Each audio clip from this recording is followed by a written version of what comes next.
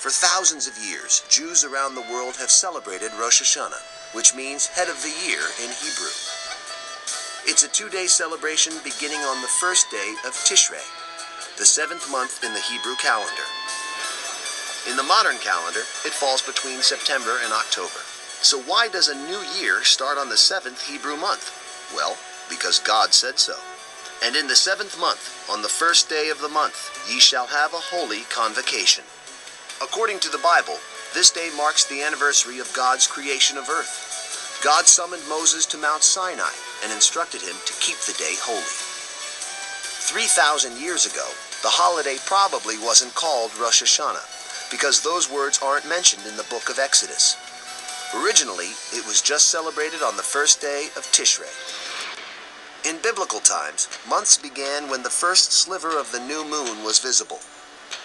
The Sanhedrin, or Supreme Council, would send messengers to tell people that the new month had begun, but sometimes the message arrived a day late, after the time of celebration had passed.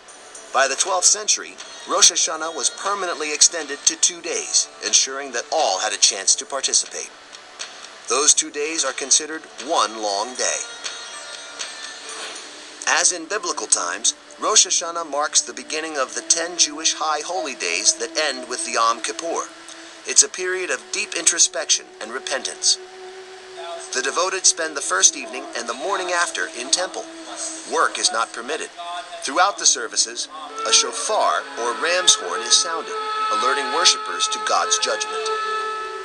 Worshippers may practice Tashlan, emptying their pockets into a body of water, symbolically casting off their sins. And as with most holidays, food plays a delicious role in Rosh Hashanah.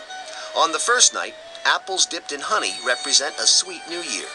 Round challah bread is served, a symbol of both the circle of life and the crown of God's kingship. But most importantly, Rosh Hashanah is a time of spiritual reawakening.